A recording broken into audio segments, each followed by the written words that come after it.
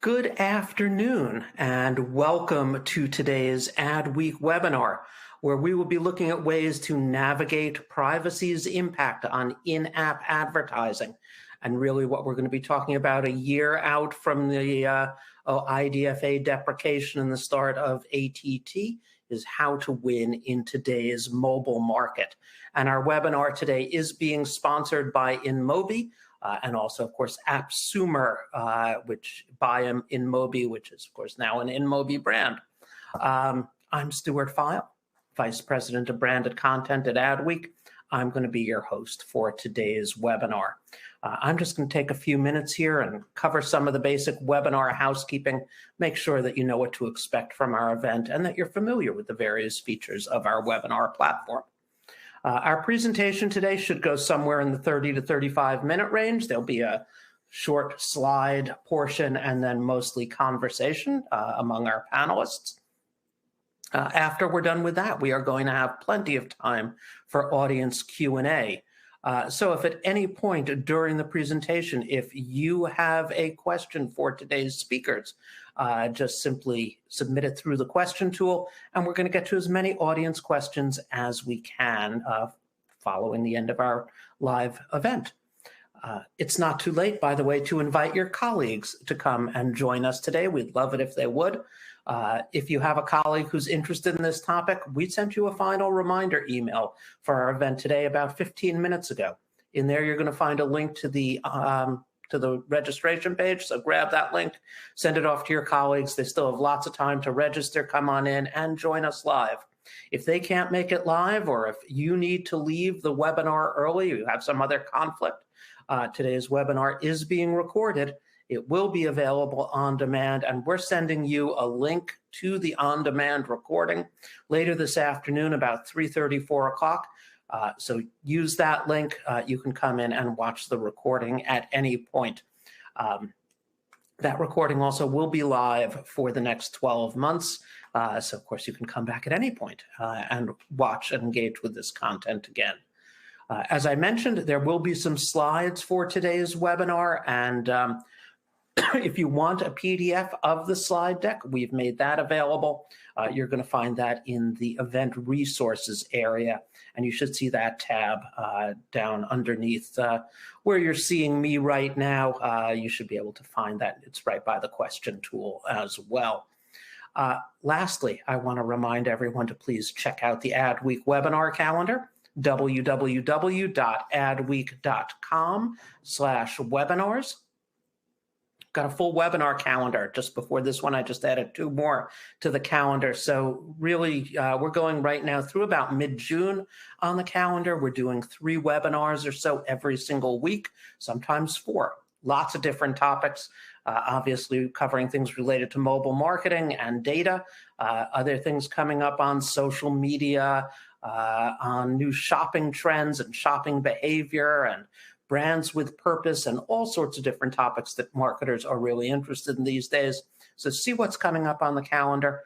Sign up for an upcoming webinar. Check out the archive of on-demand webinars as well. Again, that's every webinar we've done over the past year, and you will see some in there from our sponsors today at InMobi. So let me move on to today's webinar here and just briefly introduce our speakers to everyone. We have Again, our presentation today is going to be done and our conversation moderated by Jenny Crook, who's the head of customer success over at Appsumer by InMobi.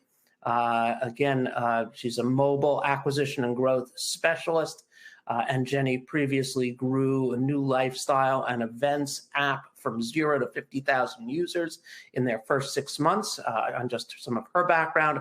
And before that, she ran global performance campaigns for apps, including Skyscanner, Just Eat, and John Lewis. Jenny will have a brief slide presentation, and then she'll bring on our panelists today. And they are Moshi Blum, who's the CMO of Beach Bum, with multiple years of experience leading user acquisition for some of the world's fastest growing consumer mobile apps.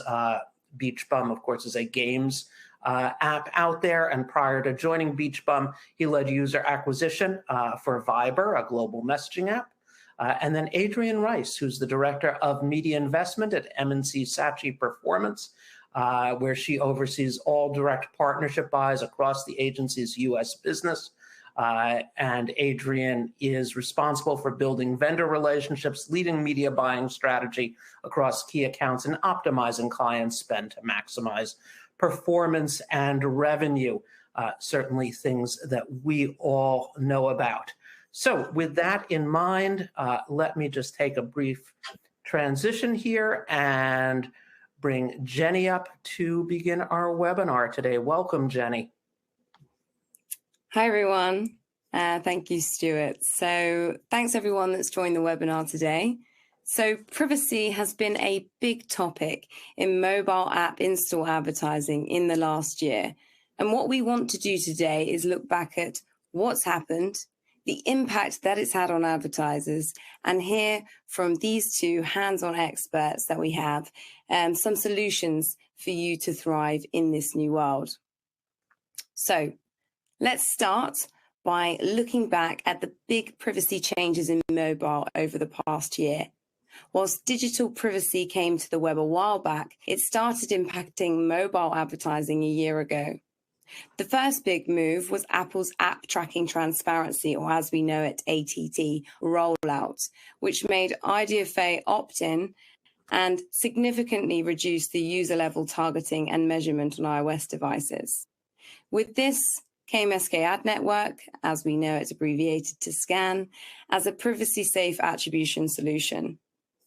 ATT reached high level of adoption in June 2021, and that's when we started to see the impact felt by advertisers.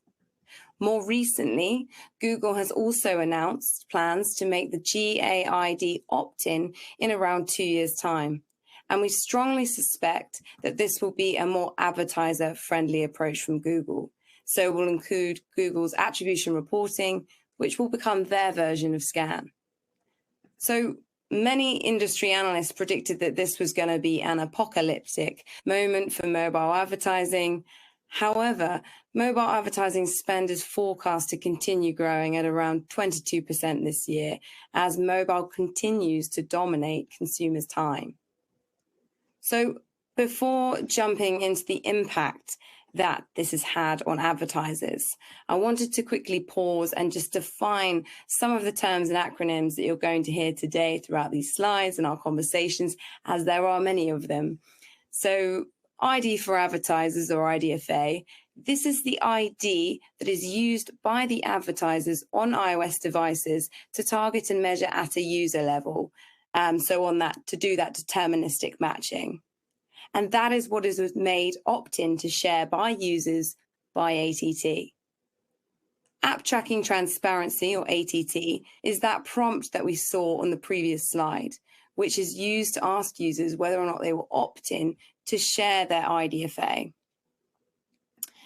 SKAd Network, SCAN, is Apple's own privacy-preserving attribution solution, which is used when users don't share their IDFA or if an advertiser chooses not to implement the ATT, which requests them to share this information.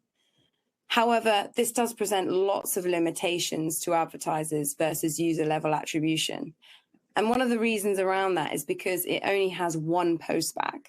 So traditionally, you would have got a series of postbacks from the time the install occurred, and then this series of events that a user then did. And through the IDFA, you were able to then cohort that user and look at them on a long-term basis. So as this is now removed, what's been put in place is conversion value. So that's the component of the SCAN postback that highlights the conversion events completed. So as there is now only one postback, that is what is passed through. Instead of posting back the event name, it's a combination of 6 zeros and 1s, and the meaning of those combinations is defined by the advertiser, generally in their MMP. However, it does have a 24-hour timer that returns the postback if the value does not change in the 24 hours, which can be quite limiting. And then finally, privacy thresholds. So that was put in place to prevent user-level identification. It was a previously unknown volume of installs that needed to be met daily by a campaign for the conversion value information to be passed back to the advertiser. So we're going to talk a bit more about that today. So having understood that, let's take a look at how advertisers have been impacted by ATT. A good indication of advertisers' success in this post-ATT world is their iOS share of wallet versus Android. This Appsumer data that you see on the screen here is looking at a pre versus post-ATT basis. And we can see that larger advertisers have surprisingly increased their iOS share of wallet, while smaller and more mid-sized advertisers have reduced. Now, a few reasons behind this are likely that, first of all, ultimately larger advertisers have more resources to build the measurement and modeling infrastructure needed to make sense of scan data alongside ID-based measurement data. Larger advertisers also have been less impacted by Apple's privacy thresholds, which means that they have richer data. So you need 128 installs per campaign on Facebook and around 20 to 30 installs on most other channels to avoid losing all visibility on measurement due to this privacy threshold restriction. Larger advertisers also had a more diversified media mix. So when some channel performance dropped, they had other channels developed to support spending. So now we want to just take a look at where we started to see that shift in spending. So there were some clear changes in channel mix post-ATT. This data from Branch looks at iOS installs by paid channels up until September last year, after ATT was enforced in April and reached mass adoption in June, showing the initial changes here. So what we can see as an obvious change is that ASA looks to have grown, so Apple search ads, very significantly. That's in part because the measurement and targeting wasn't hurt as much due to them being considered a first-party ad platform on iOS, and therefore, in some ways controversially, didn't have to use scan. However, Apple search ads inventory can only grow so far, as it is essentially intent-driven. So there can be a lot less available inventory depending on the market or category. Facebook was clearly squeezed initially. However, we know that this has recovered somewhat since, so isn't a true reflection on this graph today. This is because they have fixed those initial measurement challenges using modeling and also testing, as well as improving their targeting algorithms. However, that privacy threshold has a much bigger impact for them. So what we wanted to show you today is just painting a picture of what that means in terms of spend investment on a campaign level. And in order to do this, we've just taken the average iOS cost per install for North America from Business of Apps and looked at the monthly budget you'd need per campaign to exceed the privacy thresholds. Now, a couple of quick caveats on this. The CPI will vary by category and app type. For example, gaming apps, as we know, tend to have a much higher average CPIs into the double digits. Also, that monthly amount assumes that your daily spend is spread evenly, which likely it isn't. So you could almost consider this a minimum monthly investment. However, what it does do is paint a picture of the budget required to now measure iOS beyond an install. So what you can see from Facebook campaigns is that you now need around $20,000 per month, even on this average CPI on a campaign level, in order to track beyond the install. It's a lot higher on Facebook because they don't have that one-to-one relationship between the scan campaign ID and their own campaign ID. And they reserve some testing for their own algorithms. Meanwhile, on Apple search ads, they're not impacted by the privacy threshold, as I mentioned on the previous slide, making them a much more accessible channel. Other channels, which is a very broad brushstroke, tend to require around 20 to 30 installs per day to exceed the privacy thresholds, as they do not have that. They have that one-to-one relationship between the campaigns and scan.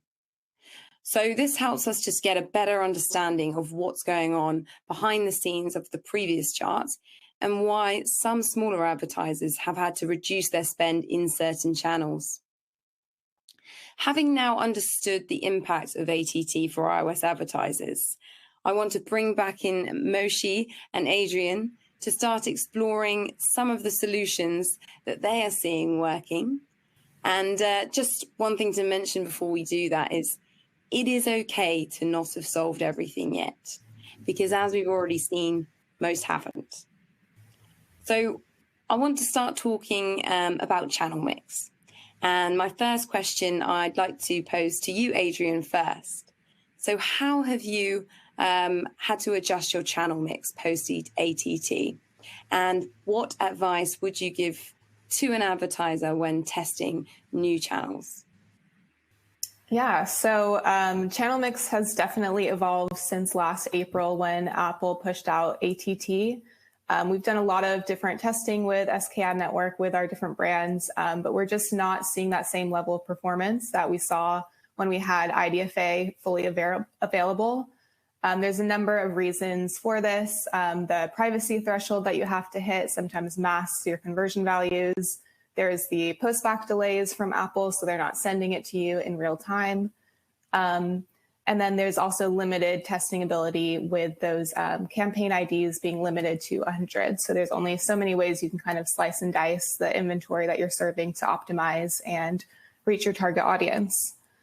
So because of this, we've seen advertisers really lean into where they still can get those measurable results, that being Apple search ads, like you mentioned before. So we've really tried to maximize this channel as much as possible, increasing bids during key tentpole events, doing constant keyword testing, trying to get the most out of it as possible. And then also leaning into Android. So Android is a channel that, was kind of second fiddle to iOS in the past, but because we still can target and measure as we're used to, we've really expanded our efforts on Android, and that's become kind of the core channel for some of our advertisers.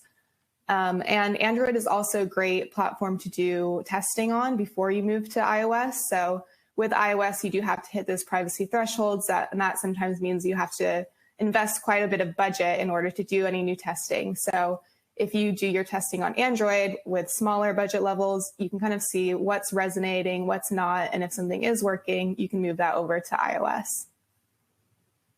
Yes, absolutely. I would be keen to pass this over to you, Moshi. Have you seen any successes with testing campaigns on Android and being able to also apply those lessons to iOS?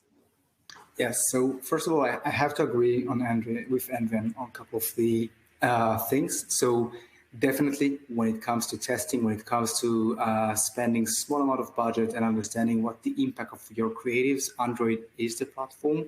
And we use it quite a lot to test our creatives, then make the best one of them and put them on both campaigns, Android and iOS. However, when it comes to reducing, let's say, the share of iOS from our portfolio of wallet share, from the portion of wallet share, I would say that in the beginning, we thought that Android is the solution because it still preserves the user level way and that we can kind of target user very specifically. But then we came to the conclusion that, iOS users continue to be iOS users, continue to have very high quality and very good retentions on average, right? Or better return on investment.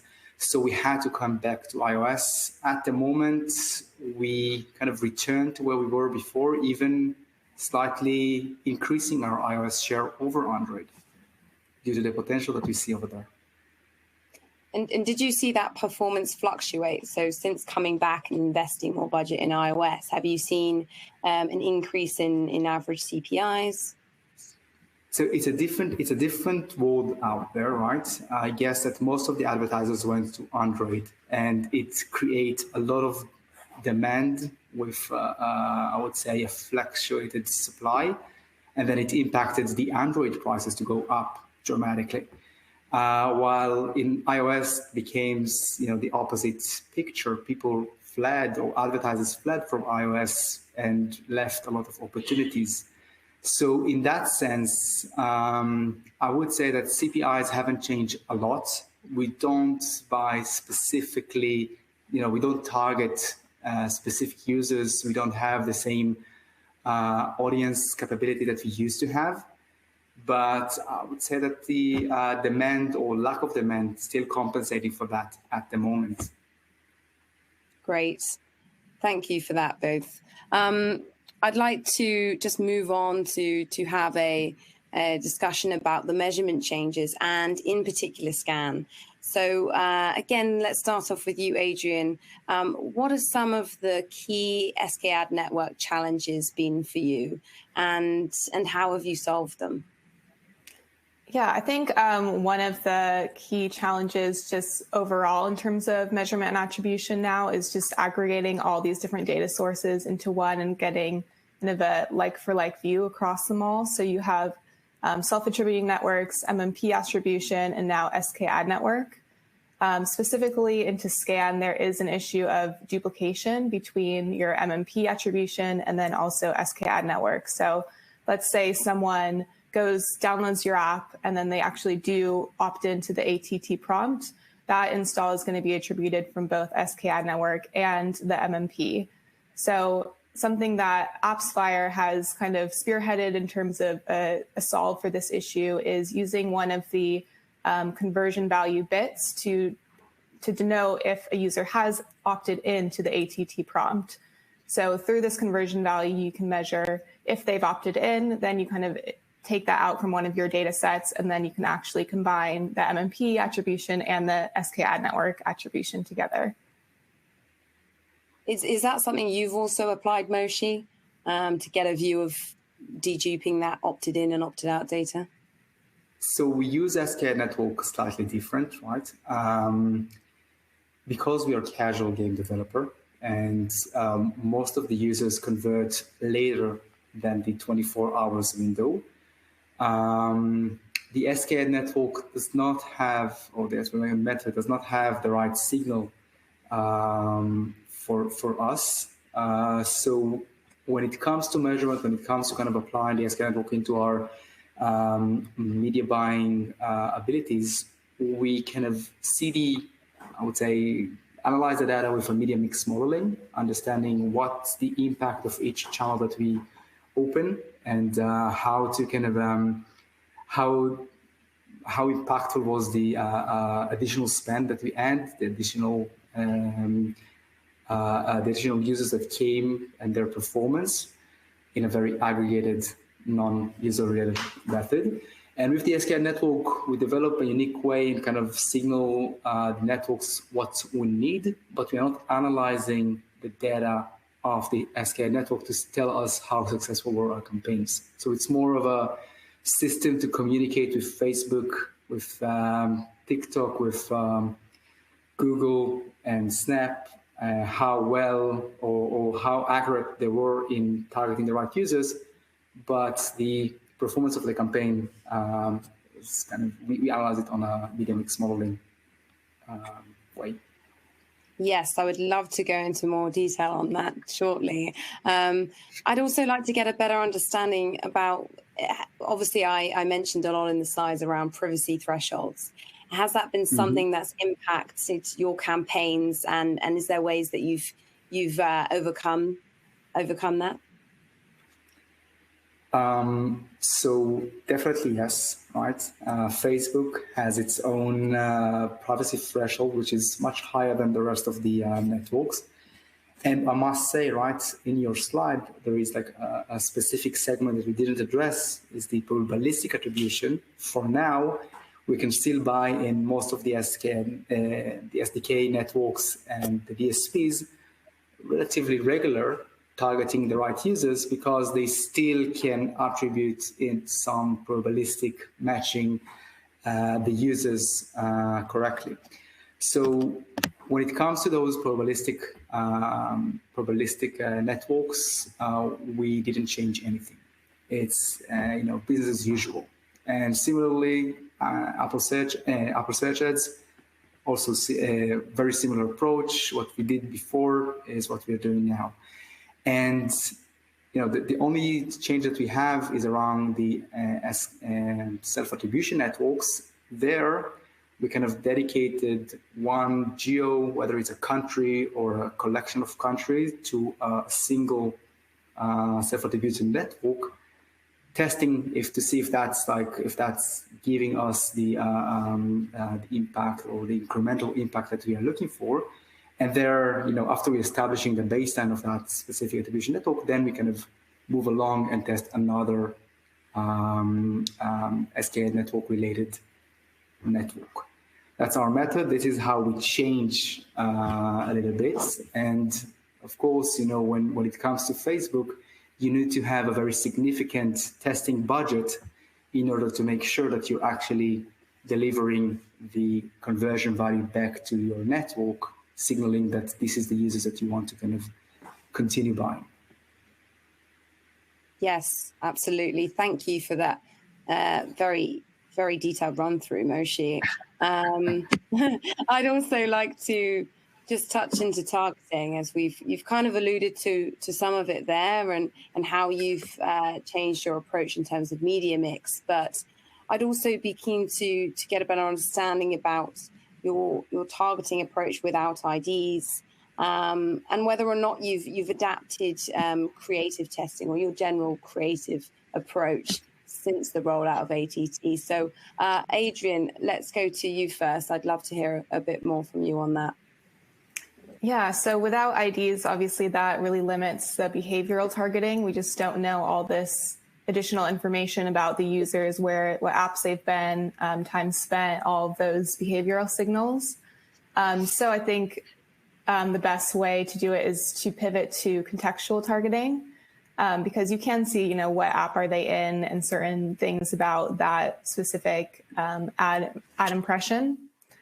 Also, you can do this by partnering with specific apps that are relevant to your brand. If you can find an app that has enough scale to really grow the campaign. And then if you do that, you can utilize that app's first party and zero party data to target their users in different ways. And then that could also take the form of like a targeted site or app list that you execute programmatically. And then in terms of creative, this is definitely becoming even more important with the limitations of SCAN and the limitations of targeting. You really want your creative to work as hard as possible and speak to your audience. Of course, that is not so easy with SKAd Network because of their campaign ID limit, which oftentimes the ad partners or networks are utilizing those campaign IDs for their own kind of segmentation and modeling. So it's not always available to the advertiser to use for creative testing. Something that's worked well for us is to test creative on your organic or social channels first. So we ran one campaign with one of our brands on TikTok using influencers. So we worked with about 10 to 20 different influencers and had them create videos about our brand and post it to their organic channels first. Then we kind of saw what resonated with the audience organically, which videos got the most view time, the most engagement. And of those top performers, we boosted them with paid media.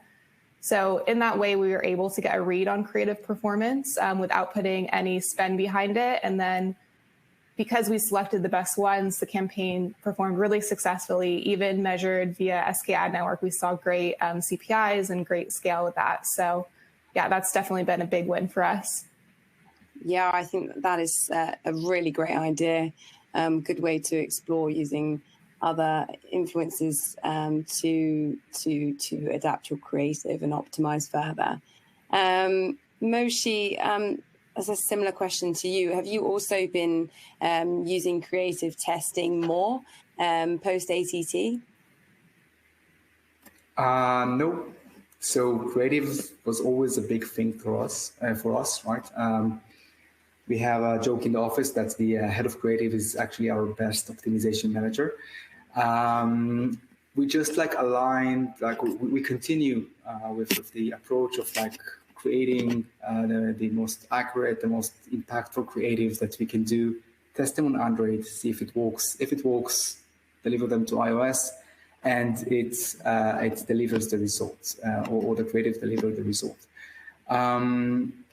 I would say that, if you want to target high valuable users, then you can go and use DSPs. At the moment, it's possible to just like target those creme de la creme of users. And well, I guess that although we are getting aggregated results or aggregated users targeting from Facebook and from the other networks, it's still impactful, or for us, it's still impactful. So just like changing the mindset of what is advertising, how do you do it on iOS, is is needed, but it also creates a lot of opportunities. Yes, absolutely. I think the last question that I want to have a conversation about before we wrap up and open up the Q&A to the audience would be, you've both kind of spoke about it throughout your other answers, but one thing we've seen is a change in mindset now needed for UA managers that are working with deterministic data. So how have you changed your mindset when analyzing data, and have you seen any successes with modeling data? And yes, I'd love to go to you first, Moshi, as you were mentioning about incrementality and modeling that you were using earlier. So we do two things, right? First, when we kind of building those conversion value, we use predictive analysis in order to kind of get us a little bit of advantage. I wouldn't say it's a game changer. And if you don't have the money to invest it, or the time to invest it, or the resource to invest it, it's not necessarily, it's not something that you have to do, but it does give you slightly better edge on like analyzing the users and understanding if they didn't convert in those 24 hours, will they have a high conversion or low conversion to convert afterwards.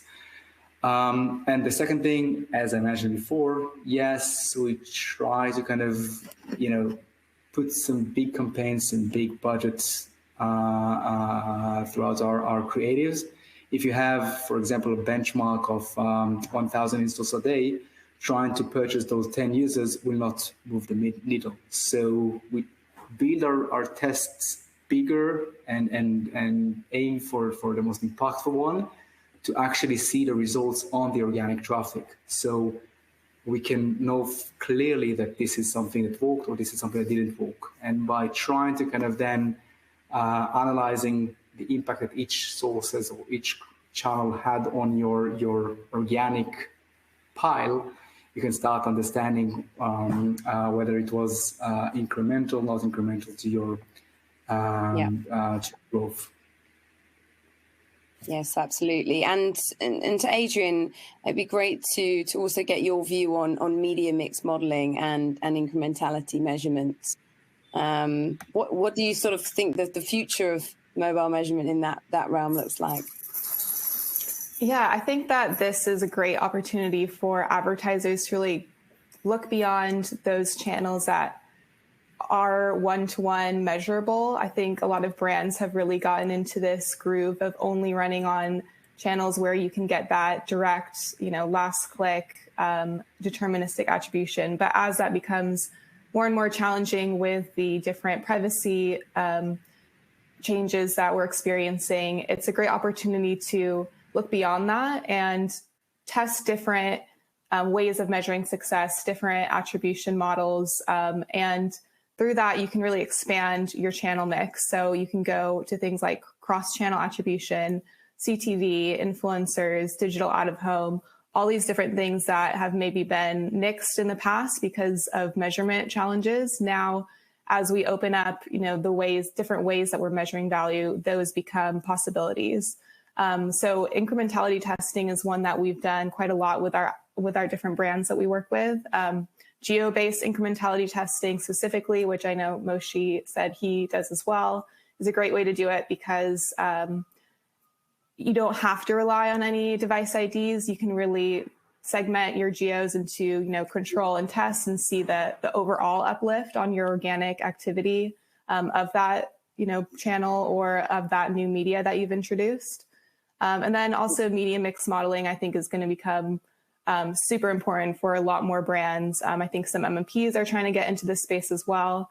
So having that really top view, holistic approach to all the different elements of your marketing, promotions, competitor activity, all those things, and being able to see it as from a really top level view is going to be really crucial and valuable.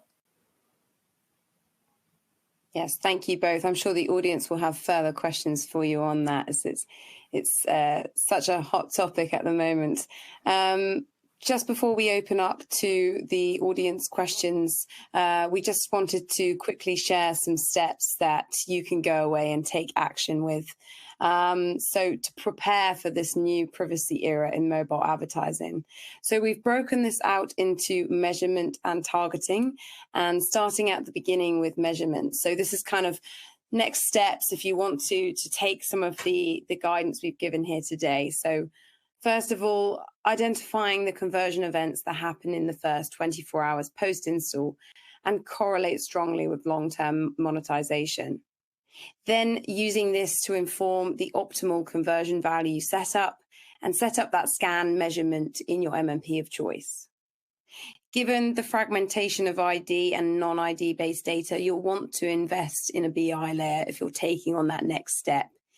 Either build it internally, or if your data science and engineering resources are limited, buy an off-the-tool shelf like Appsumer to unify and normalize that data so that you get that apples to apples performance comparison.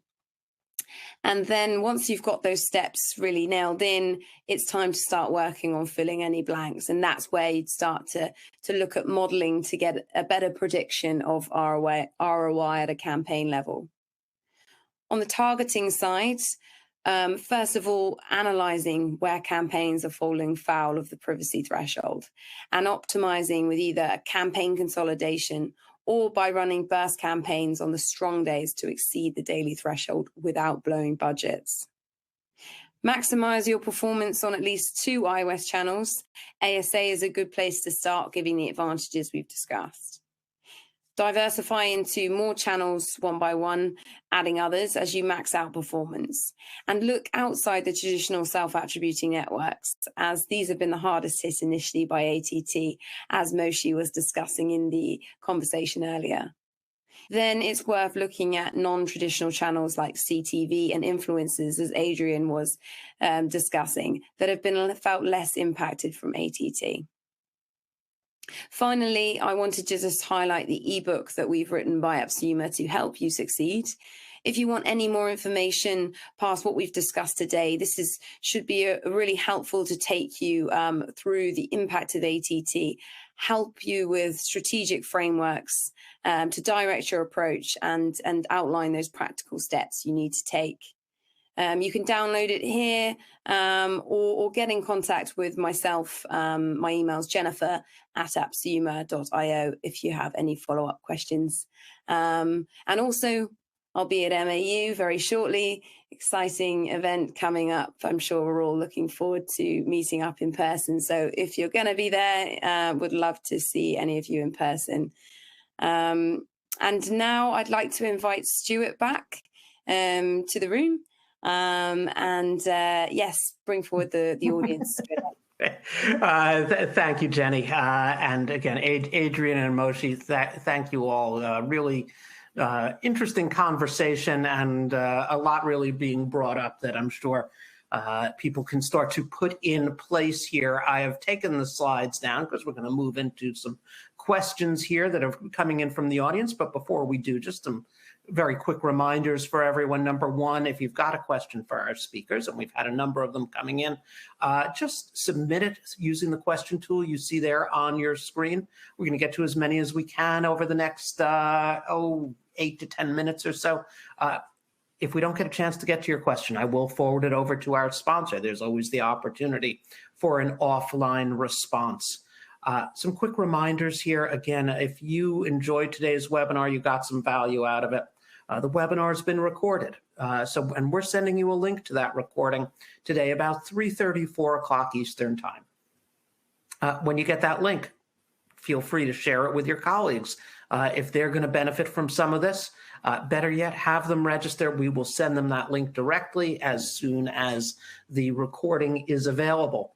Also, the slides that we had today, and of course that last slide that Jenny showed there on sort of next steps. I can imagine an awful lot of people want that. Great takeaway here for everyone. You can get a PDF of the slides right now in event resources. You should see that tab on your screen down at the bottom of your screen. So go on in there. Feel free to download that. All right, let's get into some of these questions here. And Adrienne, I'm going to start this one off to you here, right? And because you've got performance in your company's name. But, you know, when we're talking about measurement, right, and measurement obviously is critical to this. And a lot of the things that we're talking about is, right, we're preparing for what we now know has been happening and what's going to happen soon. But is measurement going to change? Are we looking going forward, right? What really ultimately is the future of mobile measurement? Yeah, I think it will definitely change, and we're already seeing that transition. I think deterministic one-to-one measurement is going to be a thing of the past, and it's really going to be about aggregated measurement. And I think incrementality testing and media mix modeling are going to become more of the core measurement and attribution solutions, as opposed to, you know, ID-based, user-based measurement. Mm-hmm. Jenny or Moshi, anything you want to add on where you're seeing measurement going? Jenny, we'll start with you, because I'm going to leave that one open, and then the two of you are going to start talking at the same time. So, Jenny, I mean, right now, obviously, like planning for effective measurement is really critical, right? You need to put things in place today for what you're going to need, you know, 12 months from now, 20 months from now. So what should people be thinking about? Obviously, that chart you shared and the next steps was really sort of crucial to this. But any other additional advice on sort of dealing with that future of measurement?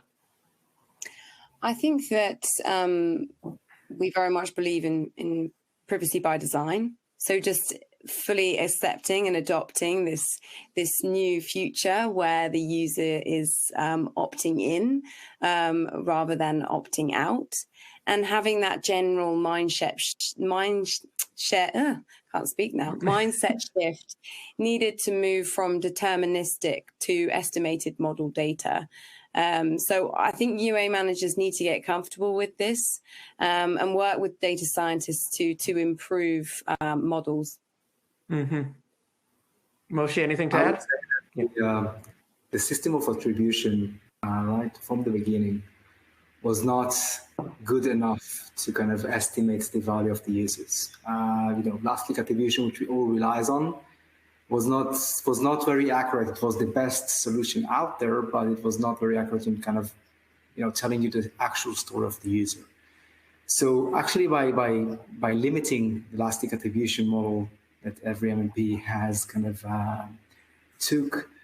give us more opportunity to kind of rediscover those channels that can impact our brand, and reducing the channels that have no impact, but just like stealing your last click to get some measurements. So that's a very exciting time for us. And I guess that's the one that is going, or the advertisers are going to kind of control that or learn that faster than others, will have a very competitive advantage in growing their application, growing their businesses. Yeah. You know, one of the interesting parts of the conversation, when you were talking about creative and again, adjusting creative, and there was a question coming in from someone I thought was sort of interesting, but ultimately talking about the use of creative to, well, it's essentially using it for zero-party data or first-party data, right? Can you start to use creative? Can you start to use user-generated content? Can you begin to do things where you are using your creative to enhance your first-party and zero-party data so that you begin to get some insights as to who your audiences are? So I'm watching Moshi go like looking up and thinking like, is this maybe not the area, but maybe this is really two questions here. One is the use of creative and some of the things you're doing, but really where does that relate as we're looking at, you know, what sources are there to learn more about your audience and the people you work with, right, who have downloaded your app, so that you have that really very clear idea on what they ultimately need and how you identify them. So maybe we'll take the creative part and make it a first-party, zero-party data question for you, Moshi, so that you can, again, right, because if you're moving into context, as we were talking about, that's going to be particularly crucial. So we use a model that was defined a couple of years ago about which creative can compare to which user type and develop creative in that specific, I don't know, expertise or that specific attraction that the user has to the game, such as like the social gamer or the achiever gamer or the mastery gamer, right? And like creating messaging, marketing messaging to attract these type of users. However, I would not say that this can replace anything that can relate that can have user level data, because it's still a group of users that came from the creative. As far as I understood the question is like if users voluntarily give you some information about himself or herself, whether you can use it to kind of set the attribution correctly. And for that, I can answer that, you have one moment of attribution, right? Or let's say you have 1 day of attribution, more or less.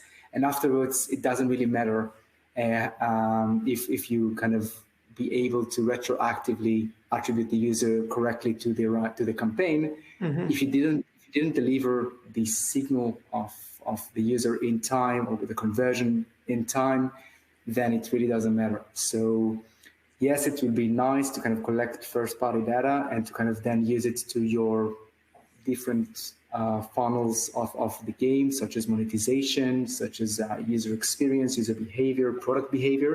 But when it comes to just marketing, user acquisition, if you don't get it on time, then you don't get it at all.